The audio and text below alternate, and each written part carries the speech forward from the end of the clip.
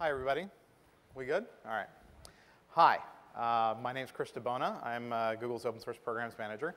I'd like to welcome all of you to Google Developer Day here in London, and in Madrid, and Moscow, and in Hamburg. We're simulcasting this to a lot of different areas, including probably about a dozen different universities. Also, all of the sessions today are being taped for YouTube. Well, taped, that's just how archaic I am.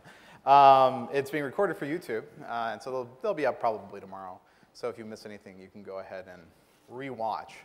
And we encourage you to do so. There's a lot of very interesting talks today. This is the only talk really without a Q&A period, but you'll be able to find everybody who speaks in the keynote, myself and Ed, at our speeches, and you can grill us then if you have any questions for us. But yeah, so Developer Day. So right now what we're doing is we're installing enormous green buttons on top of the planet. No, I'm kidding. We're doing this in 10 different locations all over the world with 4,500 people like yourselves arriving on site, as well as tens of thousands of people being simulcast.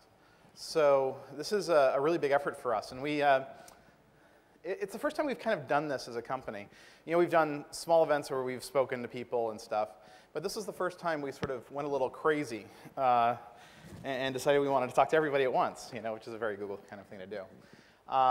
If you look at how we actually even started with APIs, it was a fairly slow process. Back in 2002, we had an engineer by the name of Nelson Minar who loved these kinds of interfaces. And he created a search interface that used the SOAP way of doing things. And it was very popular and very exciting. And that was pretty good. And it went for a while. And we had a couple of smaller APIs that sort of launched. And then we launched Google Maps. And before Google Maps was released, maps were a very static thing. You would see that sort of, MapQuest, GIF file that pops up on everyone's website. And that was OK. But when we created it, it became this really very lively experience where you could click and drag, and it was very exciting. And I remember when I started Google and saw it before we launched it, I was just like, I almost couldn't believe it was working, And we had this sort of internal bet that upon release, how long would it take for somebody to figure out how to take that map off of our site and put it on theirs and do something interesting with it. And I was a pessimist, I have to admit. But I was the most optimistic pessimist at the company. I thought it would take about 3 months, maybe 2. And 3 weeks after release of Google Maps, Paul Rademacher created Housing Maps, which was a mashup of Craigslist and Google Maps. Wholly on his own, he reverse engineered how we did the JavaScript, and he put it together. Paul's a brilliant developer. He works at Google now, which is handy. And and it really showed us that there was this fairly intense hunger for people finding inexpensive real estate in the Bay Area, much like London. But there was a very real hunger for this kind of technology on their sites. Adrian Havalti, who's come to some prominence for writing his Ajax toolkit now, created a similar hack in the same manner that Paul did, called Chicago Crime. And it showed basically, if you want to get mugged in Chicago, where to go, and all the sort of important details that you want when visiting a city like Chicago, and which is not a violent place. It's a very nice city, very low mugging to human ratio, and it showed us that there was this very real hunger though for that kind of API, and we really took notice as a company because before then, honestly, it was like me and maybe one other guy who sort of cared about creating APIs, and we sort of supported it. And I answered a lot of the support tickets myself, and I was like, yeah, we're working on that, And people would say, hey, I really want an API to do this. I'm like, oh, I'll tell the team, And it was happy and nice, but it wasn't big, right? But then the maps came out, and it became kind of a big deal. So a fairly brilliant PM at work by the name of Brett Taylor said, OK, well, let's make this a real API. Let's make this smart, this maps thing. And so at Where 2.0, which is a conference that O'Reilly runs, we launched the Maps API a couple months after Paul and Adrian and people like them were putting up their sort of hacked up Maps mashups. And it was incredibly popular and fantastic. And it taught us a lot, frankly, about how to interact with the outside world. And so we started doing a lot more around APIs and a lot more around sort of just interacting with the outside world and the outside developers. And this was good, right? Because if you think about how the web comes together, at least from a Google perspective, you take sort of this foundational layer of open source software that sort of articulates standards, right? So when you're using something like Apache, when you're using something like MySQL in the different languages, what you're really doing is you're sort of exercising your rights given by the standards world, or in a weird way. I know that doesn't make a lot of sense, but it's kind of how we see it. And so we saw this sort of intimate connection between open source and the kind of development that excites us, right? At Google, we're big users of open source. And let me just pimp my talk for a few moments here. I'll be giving a talk, I guess, after the lunch period, which is right after the brunch period. You guys eat a lot here, and that cheers me. So I'll be giving a talk on all the open sourcey things about Google. So if you care to see that, I'll see you there. But I won't beat that dead horse too much here. But open source really informed the way that we created APIs. And early on, we wanted to release this way of webmasters, like many of you here today, how you could tell us what to crawl. So Google does this search thing. And one of the nice things about search is first you have to kind of crawl the web and see what people are looking for and see how people are looking for it and what's out there to be looked for. Did that make any sense a little bit? And so we thought it'd be really kind of handy if you could tell us what was in your website. And so we created the sitemaps protocol. This was one of the very simple forms of it that you could do. Literally just a list of URLs that you want us to crawl. And you say, hey, Google, go read my list of URLs. And we go, OK. And then we go and we crawl, and everything is wonderful. And we also made it a little easier than that to tell us a little bit more about your site. Like which pages you think were going to iterate quickly, which ones you think would iterate slowly, which ones were more important than others, and where they would be again. And then we made it possible for you to give us sort of an iterative list. So you say, here's all the pages to date, and here's some new ones, and here's some new ones, and here's some new ones. So you don't have to keep on giving us the same URLs over and over again. And then we added a little thing where you could basically literally ping Google. Google, come pick up my sitemaps files. And we go, OK. We come over, pick them up, and go crawl. So when we were creating this, we knew that it would be popular. Google's market position is such that if we make a better crawl possible for Google, people are going to respond, and they're going to take part. This was sort of academic. I mean, Google it has so many people using it that it was sort of academic that this would happen for us. And so what I said was, like, listen, one of the things that we want to do here is we don't want to create multiple standards of this kind of protocol. We want everybody, all the people in the search engine business, all the people creating content management systems, we'd like them all to agree. And the reality is, if you go to a standards body with this kind of thing before you launch it, you're not going to launch it. It's going to take years. And we wanted to get it out there. We wanted to get it started. So how can we do that in a fair manner? A manner that would not take advantage of the developer and be fair to the other people in the search engine space. So we said, OK, well, why don't we release it really open? Not just a little bit open, not just easy open, but kind of weird open, right? So how weird did we get? Well, the easy things were, all the examples were, of course, open source software. We released them under the Apache and BSD licenses, right? So you could use these in open source software. You could use these in closed source software. We didn't care. And then we had good documentation. And then we said, you know what, let's take this a little further. What if we take the documentation, the specifications for the protocol, and explicitly say that this protocol falls under the Creative Commons other share-alike license? What does that mean, really? Because the Creative Commons, if you think about it, this is a copyright license. Copyright doesn't really cover protocols in the same manner that would cover, say, a piece of code or a picture or whatever. So why do we choose to do this? Well, and I have to tell you something, the lawyers at work were kind of looking at me weird. And it wasn't the first time they had looked at me strangely. But it was sort of, they were sort of willing to let me try, which I thought was good, or indicative of my aberrant personality that made me unworkable otherwise.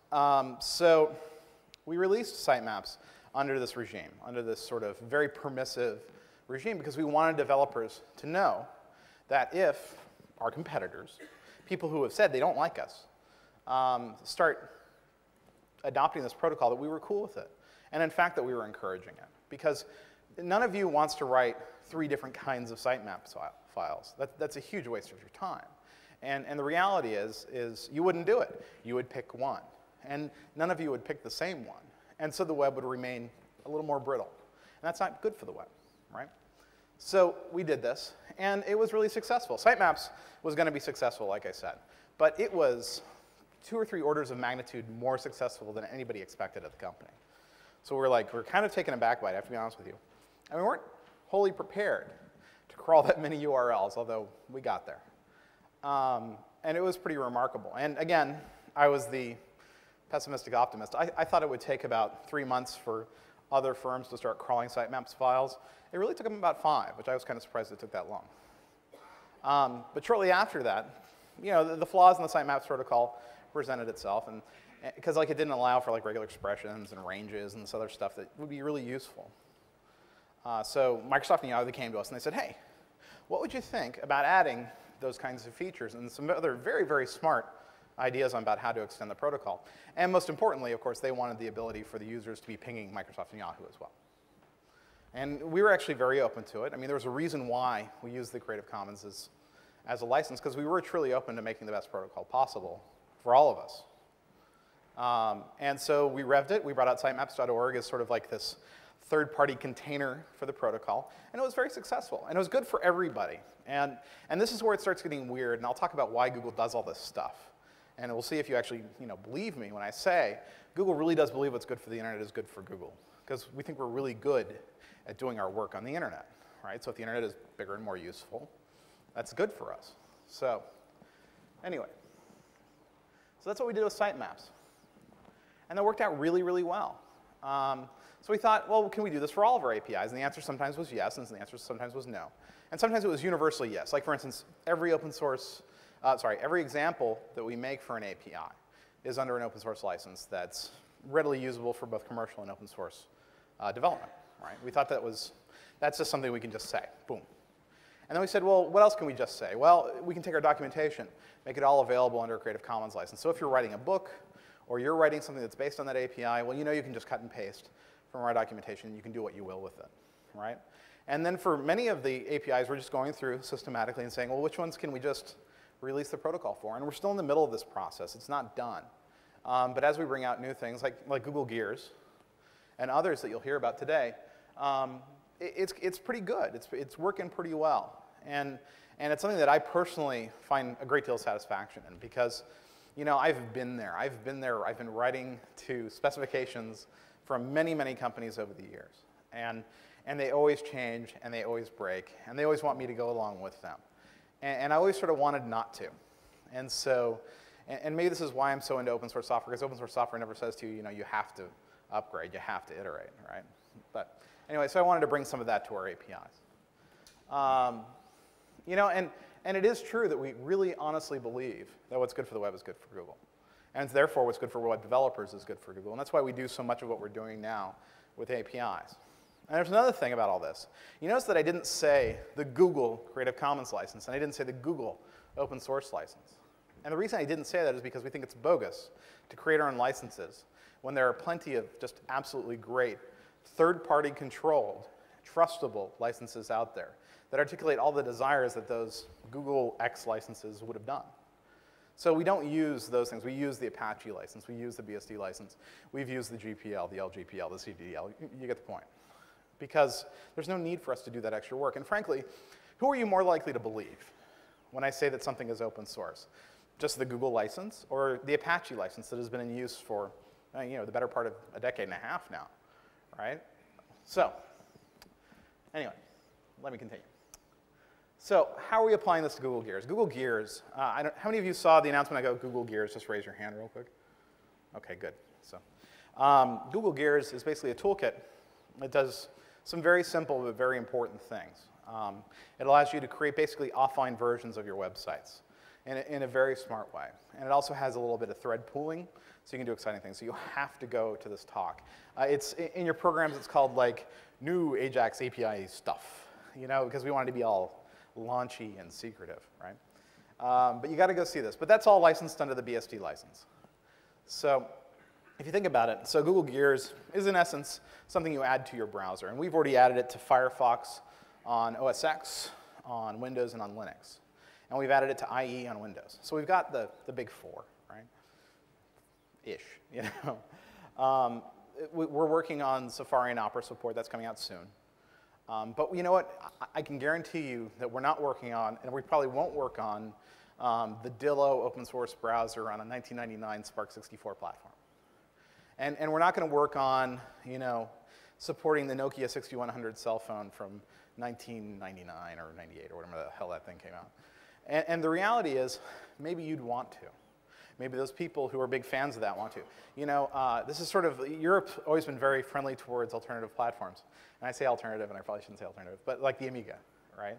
And the Amstrads and the Ataris and all the rest, right? Well, you know what? People have written browsers for the old Amiga 500s. And you know what? They could just take this code and they could slap it into that. We'll never do that. And the reality is there's a lot of very useful, very popular platforms that Google will never have the bandwidth to address. But since we've released this technology out into open source, out into the world, people who find that important enough can add that themselves. And so open source becomes not just a way of appropriately sharing technology with the rest of the world, it's also a way of driving adoption. And we think that's very, very positive, because sometimes you'll see people create things for the web, and it's very proprietary, and thus the motivations become unclear. Yeah, so that's kind of cool. And I am actually not engaging in hyperbole when I say it's the next step in the evolution of the web browser. That's not hyperbolic at all. This is really cool technology. So you got to go to that talk, and I won't waste too much of your time because you're going to really enjoy that talk. I hope I'm not setting that guy up for failure. You know? Speaking of today's talk, so this is the keynote, so I'm trying the high-level thing. Open source is clearly very close to my heart. But you're going to be learning about a lot of things today. You're going to be learning all about Google Gears. One of the things, a little bit of trivia for you, we were calling that Scour. It was its secret internal name, was Scour. And here's the thinking. So Ajax is also like a soapy agent thing. So if you're scouring the web with Ajax, okay, yeah. So I'm sharing with you. Isn't that exciting for you? So I'm going to talk about how Google uses and releases open source software. So if you care to learn about that, I'll welcome you with open arms. I won't hug you. No bad touch. And then we're going to talk about how we use GData with a lot of our APIs, Calendar, Base, Notebook, a bunch of our different products using GData as sort of an envelope protocol for interacting, you know, spreadsheets, that kind of thing. You're going to learn how to create Google Gadgets, which will teach you, which will basically help you reach millions of new people through Google Personalized Homepage, and for people who have syndicated the gadgets. It's a very remarkable thing. People don't realize, this is in a lot of ways, this is sort of one of these secret weapons of some of these new companies. They're able to reach a lot of people very, very quickly by creating a very good gadget. So it's worth looking at. And then you're going to be learning all about geography. I know what you're saying, wow, geography. That's why I came here. And actually, it is one of the reasons you came here. You're going to be learning a lot of very, very exciting things about the Earth and how you can use that on your websites and all the rest. I don't know, is Ed lurking over here on the left here? And Ed will be telling you about it. So I'm going to leave you to Ed in Ed's capable hands handling his little remote here. So there you go. Thank you very much. And again, thank you for coming. It really matters to us that you're here, and we really appreciate that you developed the web.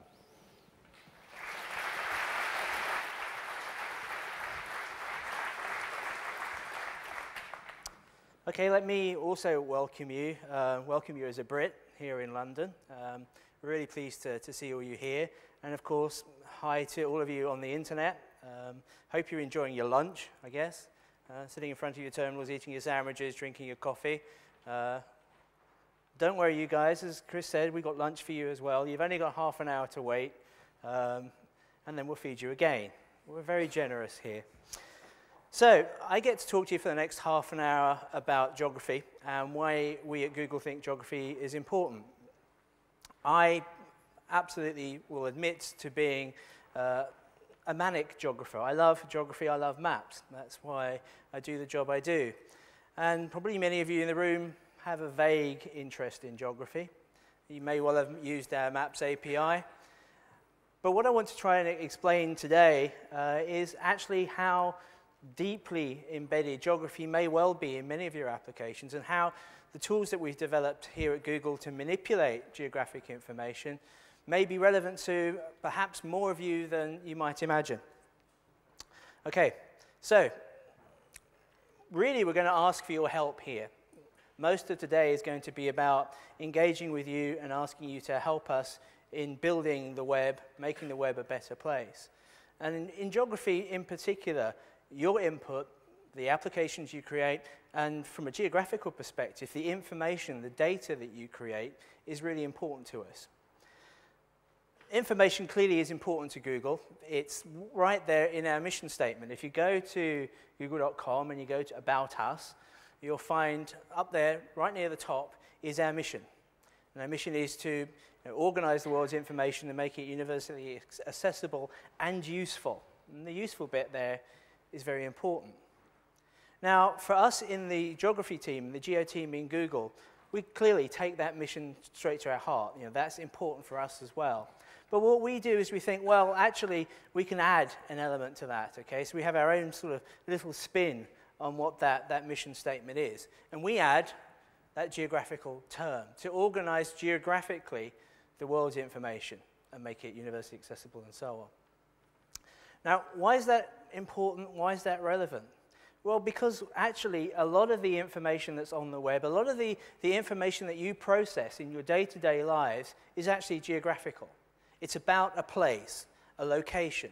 It's about an activity that's taking place in one location or about a service that can be offered somewhere. If you think about your journeys here today, you might have planned that this morning, or maybe you planned your journey yesterday, and you thought, okay, well, what's the best way of getting into the city? Is it going by public transport? Yes, probably. Do you want to go on the train and then the tube, or the tube and the bus? And you worked out your route here, and you roughly estimated how long it was going to take you. In other aspects of your life, on Saturday you may go shopping, you work out which stores you want to go and visit and when you're buying a house, when you're choosing a school for your children. In all of those contexts, in all of those examples, you're using geographic information.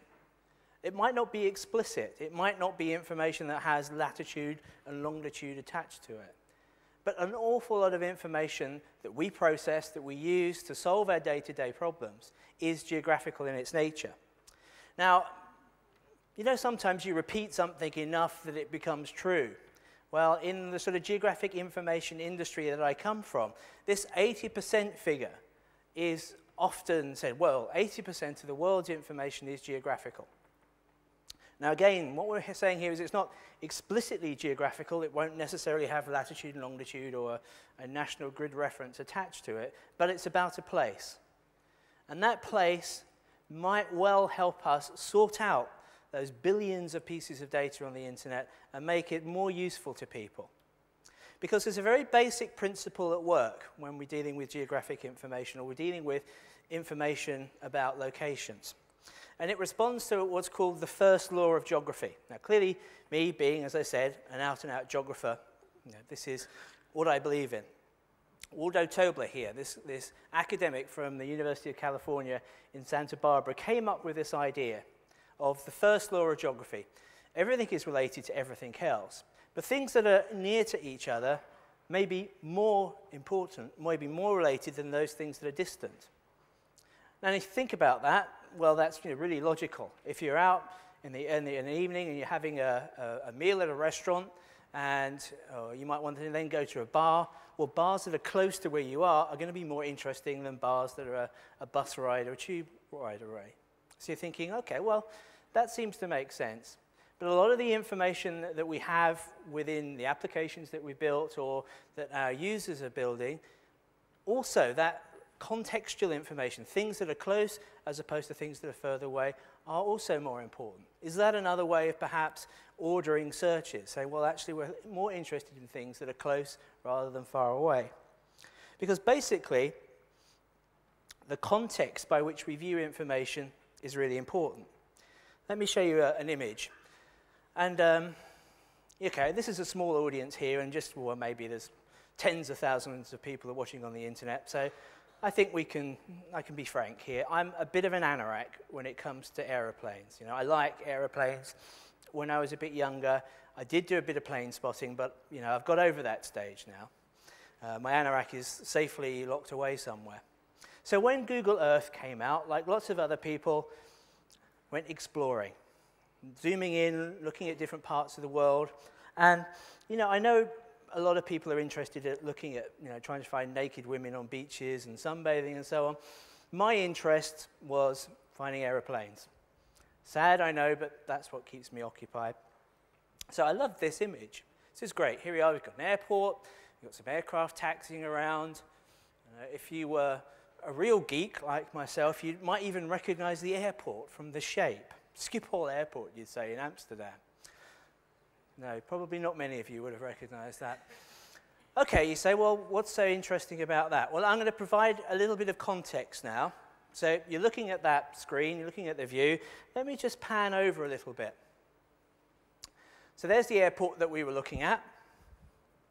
Now, if you know your geography of Amsterdam, you'll realize that actually Schiphol Airport isn't that close to the docks. And Schiphol Airport certainly isn't very close to these giants walking along. So now, context is providing us with a little bit more information. It's telling us that actually we're not looking at the real Schiphol Airport, we're looking at a model town in Holland that had a model of Schiphol Airport. So when I was zoomed in, looking down the little straw of information that I can do with Google Earth, I was seeing just a small piece of information. By pulling out a bit, by looking either side, by looking at the context of the information, I find out something different. And that's really what we're talking about here, is using geographic information to provide context to the other information to make that information more useful. First thing, though, we need to do is to create information. Now, you've probably all heard of this idea of the long tail, the idea that out there on the internet, because of the ability to move information about with very little friction and to create information very, very easily, you get this long tail of data sets or information that is only really of interest to small communities, but very interesting to those small communities. Well, we can look at this from a perspective of the geographic information that might exist in all of the databases, all of the potential databases that are available to us to publish on the internet. There's this big, huge chunk of information over here, this side, the corporate GIS data that sits inside large organizations within government, utility companies, and so on. A lot of that's already been captured, although it's probably not published in a format that we can access at this point in time. Then there's this huge potential amount of geographic information out here representing the long tail. This is exciting stuff. It's relevant to particular people. It might be where there are particular sculptures of a particular artist, or where you can visit particularly nice beaches if you're interested in surfing, or where can I take my kids out walking with a buggy that it's not going to get stuck. Information that is important to small communities of users. But previously, they've not had access or any mechanism to publish that information. So one of the challenges we have is to provide ways of publishing this sort of information by the general public, and also releasing the information in this corporate GIS space as well. Because the scary thing is, probably this little blue line here that represents the current extent of geographic information available, that's probably too thick. It's probably much smaller than that. So what we're talking about here is a huge potential amount of geographic information that we need to provide tools and mechanisms to make it discoverable, to make it publishable, and then be able to use that information in day-to-day activities and provide that useful information to our users. So here's sort of my view of that block diagram that Chris showed you earlier. And we look at the geo products as also providing an infrastructure that allows you to develop applications and allows you to capture, to create more geographic information itself. We start off with the base geodata, the geodata that sits behind Google Maps, Google Earth, most of our geo applications. It represents hundreds of millions of dollars of information. Literally, hundreds of millions of dollars of information that is continually maintained, continually updated when we get new imagery and new data sets available. And rolling this out all around the world, in Russia, in the Far East, in Europe, wherever we can get the information, we will put it into the database and make it useful, and make it available to you to use. We've got the Google applications and the APIs that sit around those. Those are important components in building that infrastructure of tools and mechanisms to use the information. And then there are the geo tools themselves. This afternoon there were many presentations that deal with some of these in much more detail than I'm going to cover, so I'm going to do the overview of what's available. But they are tools specifically used to manage that geodata, but also can plug into the other Google applications through their API. But the most important element, the way we regard it anyway, is yourselves.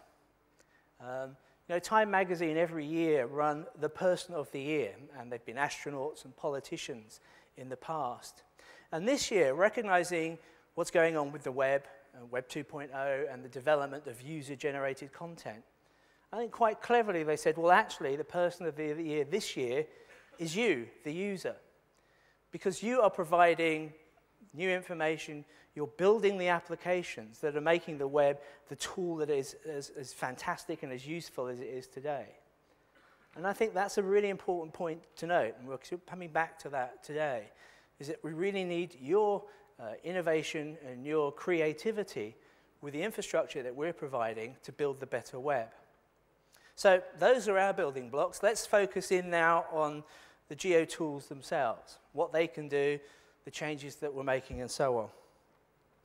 As Chris mentioned, the first tool, really, and the thing that started off the developer days in many ways was the Maps API.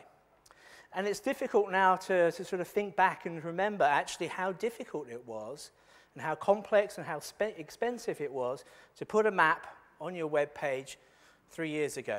We've forgotten how difficult it was. Now, a few lines of JavaScript, you've got that map available to you. And we are continually developing the tool, making it more usable, adding functionality that you suggest to make it an even better tool for you to help develop your applications. So over a period of time, we've developed new functionality. We've developed now driving instructions. And yes, you remember our little Easter egg, swimming the Atlantic. For those of you who don't recognize the route, that is the road to Amarillo, if you ever wanted to know what it was. And from here. So first step is to turn left onto Bernard Street, and off you go.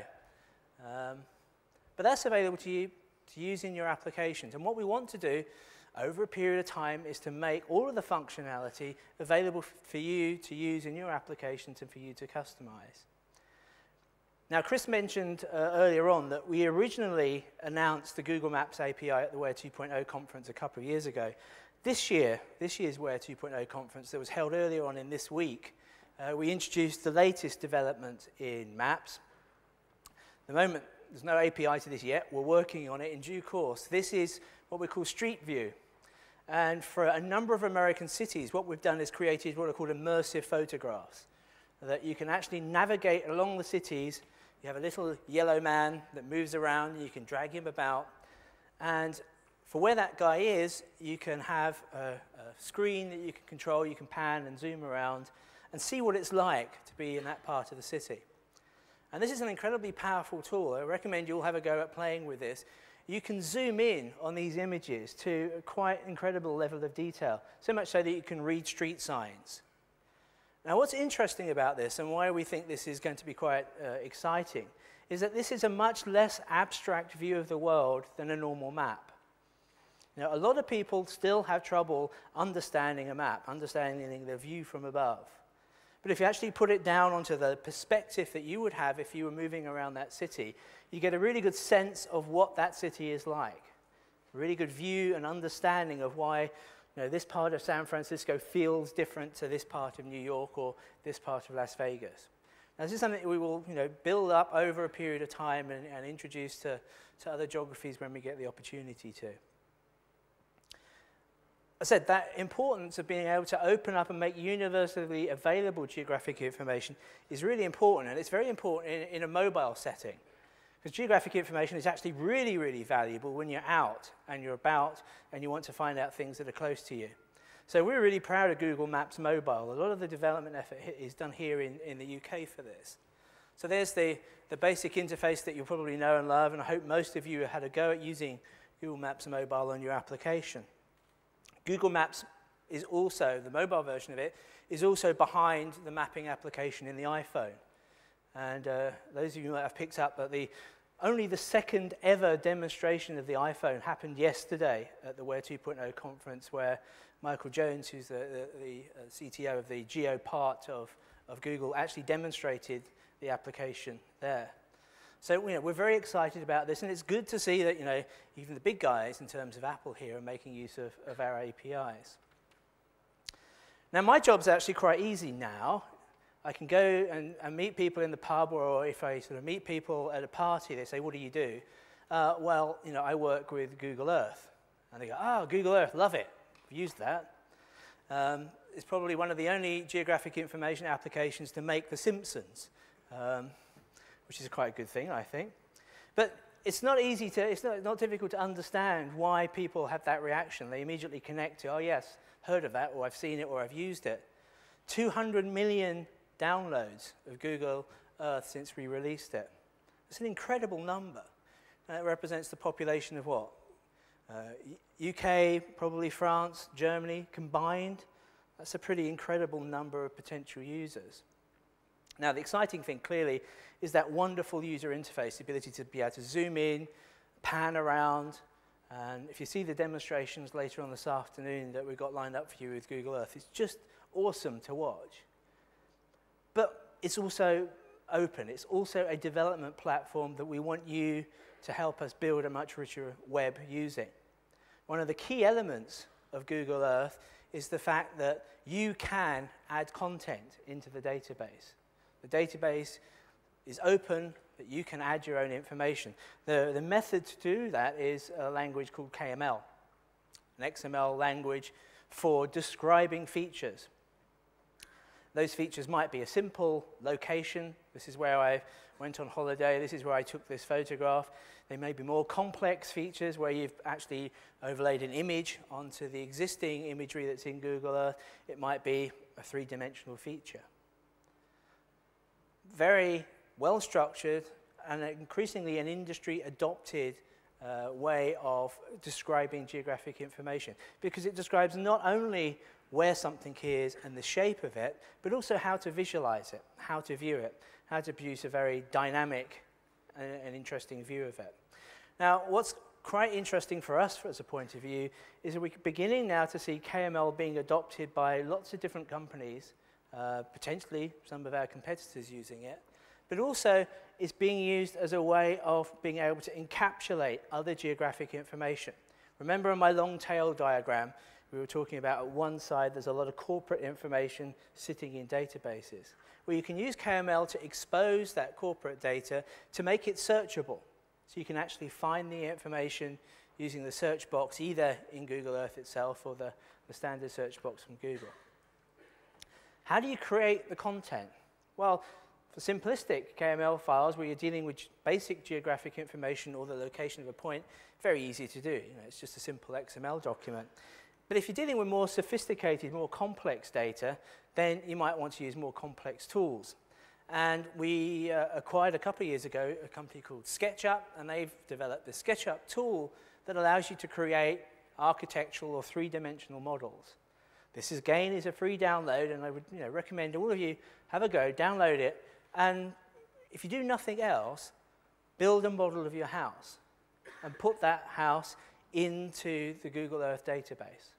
Because what we want to see is the community, yourselves, your users, your customers, creating the three-dimensional world around them, because they'll capture the information that's important to them, the stuff that's interesting and exciting. And this is happening all around the world. People are capturing buildings and statues and all sorts of information. And it's relatively straightforward to do, pretty easy to do. Here's an example of some data from London. This is City Hall, just down by the Thames. There it is sitting inside Google Earth, and here it is in the SketchUp application being created. In this case, building basic three-dimensional constructs, putting on images that you might have taken from aerial photography or from photography that you've actually got yourself. You've been out and captured it. So, gone through the tools there, Google Maps Mobile, SketchUp, and so on.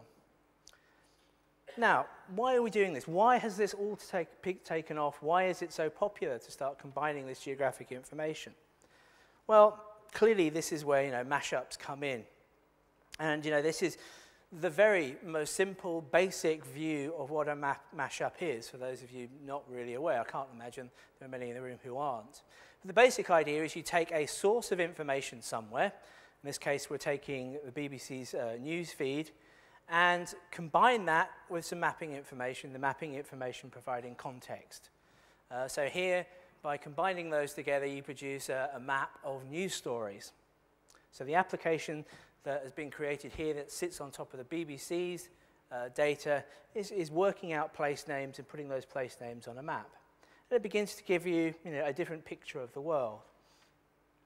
Now, the crucial point about mashups is that when you combine different sorts of data, the combined content is actually more powerful and more valuable than the individual components together. Now, that's the sort of the key test. If this mashup is useful, by combining these different data sets together, the combine is actually really more powerful, more useful than the individuals. So each provides some unique contribution. And I'm going to give you a really physical, really practical demonstration of this. Last year, I was talking to a guy, and like myself, and this is quite a common problem, I think, we're trying to think about the school to send our children to. And the great thing about the internet now is there's now a huge amount of information available. I can find out all sorts of information, and particularly here in the UK, there's enormous amounts of information the government hold about schools. Schools have been collecting this information for more than a decade now, and what you need to do is to go to a particular website to find out this information about a particular school. The only slight problem is that there are just so many websites to go to find the information out about. Even just within government, you could go to Ofsted, the Office for Standards in Education, which is one source of one particular type of information about your school that you might be wanting to send your child to. You could also go to the Department for Education and Skills, which is another government department which has different information to Ofsted about the same schools and structured slightly differently, as you would expect. And you might be thinking about sending your child to a public school, and yet there's another website that contains information about public schools. So you could easily spend many evenings and nights struggling through this information, going through lists of data that are structured differently and indexed differently and classified differently. Now, what this guy did is create a mashup and said, well, really, more than anything else, this is a geographical problem because I'm thinking of sending my child to schools that are close to me. So he combined those three websites with the Google Maps API to produce the schoolsmap.org website. And what he's done is scrape the contents of those websites, combine those, put them into a database, and then portrays that information geographically. So you type in your postcode or the area that you live, and it pulls the relevant information and presents it to you in this very easy-to-use form. Now, this is a really good example of a mashup. It's a really good way of saying, well, this is another way of structuring and sorting out the information to make it useful and accessible to people. Now, the value of mashups in doing that has spread all across the web, be they sites developed by an individual or sites developed by a commercial organization. This is Nestoria. You'll see there's some presentations that these guys are doing here at the Developer Day here in London. And this is an estate agent site, and it grabs information from estate agents and presents it to you from a geographical context. Again, that's one of the obvious, really key geographical problems is I want to find somewhere to live. Where should I look? Well, this brings all that information together for you in a really nice interface. Now, what mashups traditionally for the last 2 years or so, have been good at doing is pulling information, pulling data from different websites. So conventionally, you'd have a mapping website, and then you'd have another website that had some data or some other information that you could overlay on top of it. And that absolutely is useful. Clearly, it's useful. There are hundreds of thousands of mashups now. What's interesting, though, is, well, where can we extend that? And what we're going to be, and what we have introduced this week, is some new technology that we can extend mashups. And this is the idea of actually combining not just the data, but also the functionality of websites together. In effect, it allows a mashup of mashups. You're combining one mashup on top of another. Borrows a lot of the principles of gadgets that you will see elsewhere from Google, and we call these maplets. The idea of a maplet is, a self-contained little mapping application that sits within the Google Maps API that allows you to both interact with a website and display its contents. Now again, there's some presentations this afternoon for you to dig into this in a little bit more detail. And if you go to maps.com/preview from Google, you'll find the information. Now the idea here, let's give you a sort of a walkthrough, is actually I was in Mountain View last week, and imagine I'd been there with my family and we were looking for somewhere to buy. You can see the house prices in Mountain View are pretty similar to the house prices in London. So I'm putting in a price range of $1 million to $1.5 million, and a certain number of bedrooms and so on. So I'm actually interacting with a particular housing maps website here and choosing what information I want displayed on the map. At the same time, because I don't particularly like looking around houses, my wife's much keener on that than I am, I also want to find out what cinemas are nearby that are showing Pirates of the Caribbean. And here I'm combining both of those little applications together on one page. So it's not just information, I'm combining the functionality of those websites together. And these are very easy to create, very easy if you've got an existing mashup to encapsulate those within the framework to create a maplet. And then we want you to be able to publish those. Now, we introduced maplets again at this Where 2.0 conference this week. And within a few hours of us announcing the maplets, one of the first maplets created was actually developed by people here in the UK. There's a website called Geograph, and what these guys do is they want to produce an image for every square kilometre in Great Britain.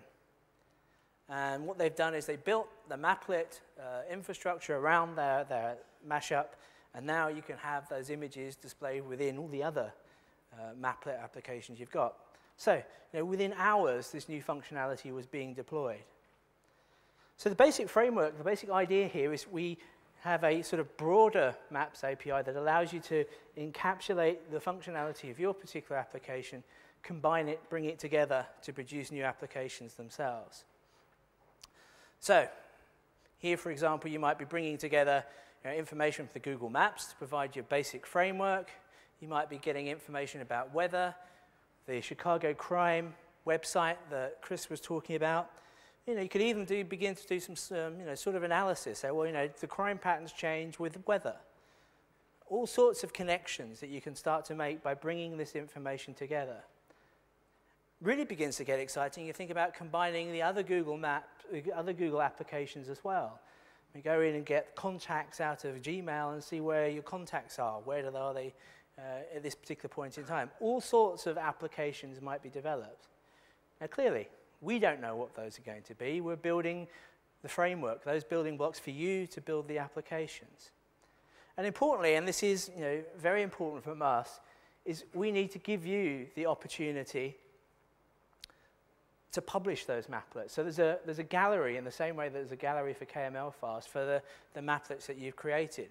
So we started off with a few dozen maplets that we built.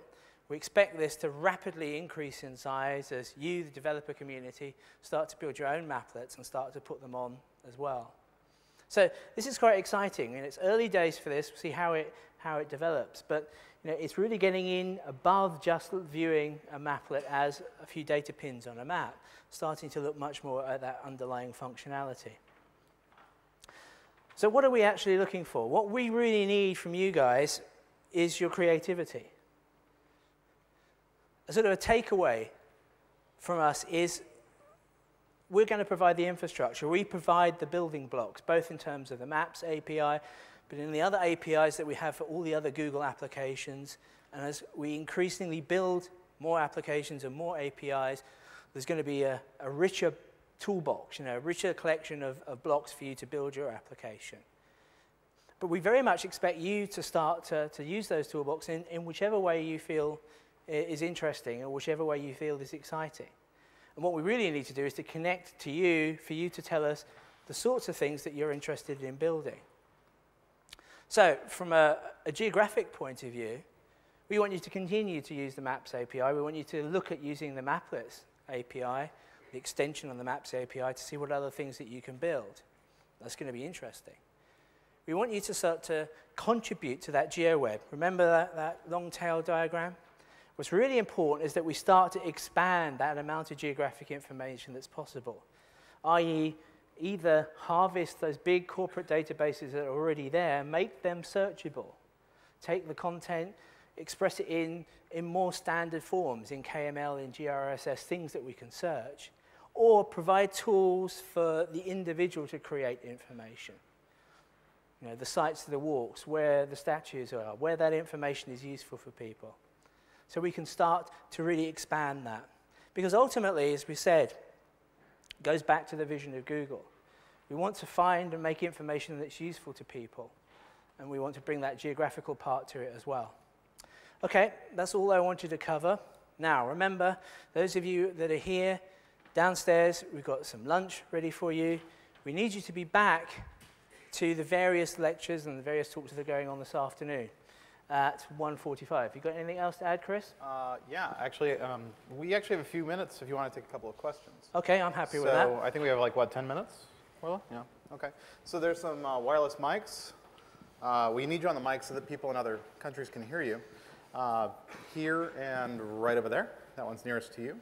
So if you'd like to step up to the mic, we would love to answer any questions you might have. Go on, be brave. They're not that scary. Oh, they're horrifying. They're quite scary, yeah. Here's a man. Well done, sir.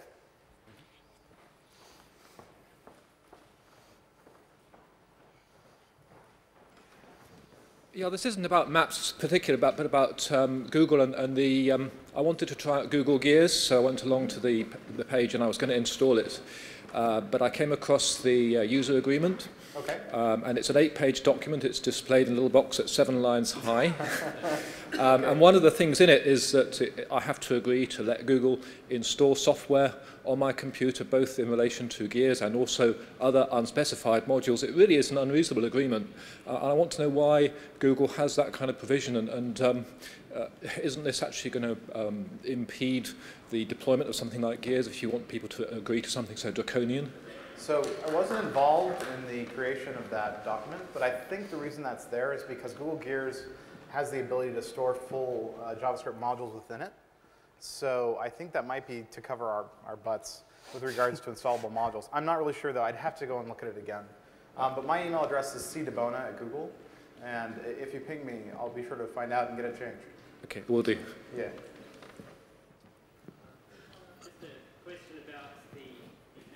Applications. Have you considered providing different world map projections? In particular, I like the Buckminster-Fuller Dymaxion projection. I'm not aware that we have done, although you're right, it's an interesting idea. We'll take that one on board. You've got my email address there. Drop me an email. That's an interesting one. I mean, Thanks, it might Ed. be something that we could do, or it could be something that we need to just change a few API calls and expose it so you can do it. So we need to look into that. Okay, thanks. Can I just, sorry. Yeah, sorry. You're talking about wanting stuff tagged so you can map it geographically. Now, you know, I've got a site with 25,000 bits of multimedia I've been, building for 10 years, and I've just started putting the old style geo tags on them. Now, one problem with that straight away is it has a point, a latitude and a longitude, but not even a notion of size. So internally I have lat, long, and width, as it were. So I've got London, and within it I've got Westminster. Yeah. As far as I can tell, you're not even using the basic stuff at the moment. Well, there are various ways of encoding the data. The very basic information. I shoved it in meta tags in this case. Very basic is just say, well, it's a point somewhere in Yeah. space. But that's where things like KML become much more valuable because you can express much more of a shape. So if I stick a with more KML file up beside my HTML file, you'll know to relate the two things? Absolutely. Fine, okay. Go Well, that's why along- I'm here today, to find out. Yeah, go along to the session this Okay. afternoon.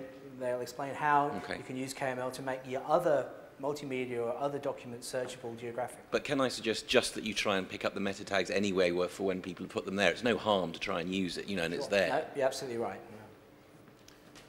I just wanted to know, we're sort of living in an age of the so-called war on terror, and also governments trying to exploit as much information from us as they can. Where you see this massive amount of data that you collect, in terms of that, and your role, the role that you play with all this information that you now hold and the power you hold with it. And second part is things like data mining and stuff like that, and where you see how that will affect the people of the world, due to, like, I mean, you know, you can have your own little vision of, you know, we're private and that, but at the end of the day, a government could just come in and go, well, no, we're going to take all that. And what would your reaction be to that? That's a big question. Let me just deal with the geographical parts of that. All the geographical content that you see in Google Earth, Google Maps, is information that we buy on the open market. There is no Google satellite, there are no Google spy planes. We just go and we buy... Can we have one? No. Now, much as I'd love it, you know, I'd be really keen. No. All we do is we go and acquire what's available on the open market. So there's, you know... So for instance, in the States, if you look at how the satellite companies work in the States, by the time we get the data, it's already gone through, frankly, the government layer. Otherwise, they couldn't have launched their satellites in the first place. Yeah. So yeah. Yeah. So it's pretty much stuff that you could get elsewhere if you really wanted to. You know, around the personal information, we've been very clear about this. Whatever personal information that we hold is something that you've opted into, and we'll absolutely stand behind that. And you know, if you don't want to store personal information, fine, that's good, not a problem. Yeah, the other side of this, you know, for the street maps thing that we launched yesterday. 2 days ago. Yeah. He was actually there launching it, then he flew here. There's actually a report privacy bits there. So if you're in the middle of zooming in and you see your cat or something that really, really disturbs you, you can say, this kind of freaks me out. You're creeping me out, Google, basically. And we'll pull that image so that we don't creep you out. So in the cases where we've done sort of the mass scanning. Must be something wrong with your cat if it creeps you No, this out. was a complaint on Boeing. Oh, okay. Sir? Just briefly curious, how are you handling verification with the uploading of the SketchUps of buildings and working out if it's actually real or not, and same copies of the buildings that are different? And There's a whole community that sits around creating KML files, and in some ways it's similar to Wikipedia. If people create a model that's not very good, someone's going to replace it with a better model. And that's the way we want to see it work. And people are more than ready to complain about things if they're wrong. So. And we pay close attention to that kind of complaint. Yeah, hi. Are you aware of the usage of Google Maps in Flash? There's some clever guys who figured out to set up some components to use it there. And how is the stance of Google, or what's about the legality of that use in using Flash at the moment? Yeah, sure. So the question was about developing a sort of a Flash framework around the Google Maps API. If you read the sort of agreement around using the Maps API, as long as you don't break any of those, like making sure that you're not stripping off the copyright information and the logo, we're interested. We'd be interested to see people develop different frameworks. So we're happy with that. Yeah, I mean, there have been some situations where people have scraped the map tiles themselves, and we simply can't allow it because it's not our data to give you. You know, again, if Google has a satellite, so you guys would get cracking on that. Okay. But yeah, it's like the data's kind of not ours to give in that case. So we've had to sort of ask people, hey, sorry, we can't do that. So. Yeah. Hi, Ed. You were just talking about correlating data, and you mentioned crime statistics with weather, probably a flippant example. Maybe there's some relevance there, but isn't that more relevant in the time dimension? So weather is something that's really about time as much as it's about location. Yeah. Do you have any plans within Google Maps to offer some kind of way of visualizing time at the same time as location? Because I think that would be a whole order of magnitude, a whole dimension more. You're right, that's an interesting one. I'm not aware of any plans in Maps. You can do that in Earth at this point in time. There's a time slider. To a point, yeah. But I take your point about Maps. That's a good one. We'll look into that. I think you're being too generous. If you look at string theory, really time, energy, and space are all the same. So, you know, we don't have to offer that option. But no. Very good. I think the thing is, in Google Earth, it's there, but the interface is quite weak. Something in Maps, basically the interface is there, you know, to be done things time, with, basically. and well, all sorts of different things for different information. Yeah, sure. Catch me at lunch. We'll talk about it. It's interesting. There's some really cool ideas about how to do that. Yeah. I'm not sure you're in a very strong position with string theory. It's been knocked back a bit. The mathematicians theory, still haven't got their head around it. I don't think anyone's a string theory expert. You know? There's some fiction but I just wanted to sort of pick up on the theme of taking the web forwards, making this information useful. Are there any initiatives within Google surrounding semantic web? So, let's have that discussion. So the idea behind the cinematic web is you have strong sort of ideographic links between pages and ideas and context and the rest. And there's actually some fairly interesting research going on around sort of what this means and how to implement it in the rest. If you take a step back, and I mean 15 years back or 12 years back, you'll see people who are working on those kinds of technologies, and they're still working on it because it's very, very difficult for people to create pages that are semantically linked with other people's pages and keep those links alive and semantically correct. So yes, we think about it, but there's really, in a lot of ways, a moving target as to what the semantic web means, as well as implementation strategies, right? That wouldn't involve, okay, now all websites, if you just change a little bit, at once, so Google historically, traditionally, has tried to derive that kind of semantic value through natural language processing and through link analysis and detection, just the way that we do things like ranking and indexing and the rest. So we come close to not the ideal, but we come closer to the idea behind the semantic web by basically pretending it's there already and trying to derive that kind of information through the natural sort of linking of the web. Do you have any view when you think the semantic web might actually start to exist? So, I don't think there's any way that I can say this for Google, but I'm personally pessimistic about it. I think it demands too much from the web designer, and not the individual web designer, but the web designer working with every other web designer to make it work really, really well. So I think if it's going to happen, it's going to be very evolutionary and not something that you'll see happening overnight. It'll be one of those things that, like, maybe 30 years from now, you'll say, oh, wow, we have a semantic web, and instead of wow, we can all have a semantic web now, let's all switch. You know what I'm saying? And so I think it's more evolutionary. I think it's very, very long term in ways that, frankly, web developers aren't used to or patient for. So. Okay, I think we have I hope time. that's not too negative. I mean, there's some very smart people thinking about this. Time for one more question if anyone's brave enough. Otherwise, I think it's time for lunch. Oh, we have a very brave. Very good. I don't think bravery should really be, I walked up to a microphone.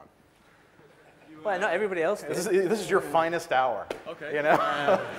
You mentioned various open source licenses, BSD, Apache, all those. Why do you actually release under several licenses? Why don't you just choose one and stick with it? Yeah. So that's actually a really good question, and I will address it in my speech. But so we generally pick the BSD and actually mostly the Apache license because it's, in our mind, very much an ideal license for the kinds of things we release.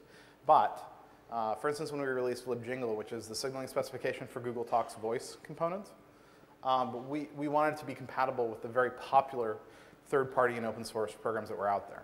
So if released under the Apache license, Game and ADM couldn't use it. So we released it under the BSD and the LGPL. Similarly, if we're patching out into projects that already have different licenses, we can't say, oh, here it is under the Apache Linux kernel, and they'll say, well, we're GPL, right? And so we can't take it. So we decided to be very flexible about this. But isn't the most flexible approach just to be free BSD? Do the BSD license? Yes, but the other side of this is we're uncomfortable releasing things under multiple licenses often. And so we would rather just sometimes pick one for any one project, and sometimes it's not an option. And also, frankly, we are a little political when it comes to licenses. If you look at the BSD license, there's some very real flaws in the way it's written around trademark and patent. Now, the Apache license has a specific patent grant inside it, which we're very comfortable with, and frankly, we think developers should adopt. Because it says, like, for instance, when I release something under the Apache license to you, the developer, I say, and all the known patents that Google expresses in this, you also have the right to use. BSD doesn't say that. The GPL doesn't say that. GPL v3 will have some language about that. But that's actually better for you. Yeah, okay, my point was more just release it under the most open of licenses. Right. So for us, that means usually Apache for us, because we think that's the fairest to you and to us, right? So this gets fairly, so you and I will have lunch together, and we can talk deeply about the licenses, because they're like, oh, yeah. But I love this kind of discussion. Another quick point about open source. Do you think that Google's actually has the real open source ideology when you only release the source code after the initial work has all been done and you have 1.0 release or a beta release? Isn't part of open source about the community involvement in actually defining what the software is going to be? Sometimes, yeah. You'll see that kind of participation more in our patching activities when we're working on established projects like the kernel and Samba and projects like that, and especially GCC. For things like Google Web Toolkit and Gears, we had this idea going into it what we wanted it to be. And we didn't want to release it halfway. Because sadly, the reality of being a very large company like Google is anytime we release something, it makes news. And so to a great degree, if we had released Gears kind of halfway, it looks terrible for both Gears and for us. So what we try to do is we try to get to a really great release point, and then we bring things out onto the open internet. So if you look at Google Web Toolkit, this is a great example of this. As soon as we felt it was ready for a release, we put it out there, we put out the subversion tree for it, we put the bugs out there. And the team even posts the weekly minutes on the public mailing list, and they work with the public. And they've even got external contributors bringing in patches and ideas and all the rest there. So I think it's sort of a happy middle ground between the reality of being a very large, frankly, very scrutinized and popular company and an open source product. Okay, Chris, we need to stop. So thanks, guys. We appreciate it. Great questions. Yeah. We'll follow up where we can. And again, over lunch, grab us if you've got any more questions. 1:45 for the next sessions. Thank you very much. Thanks.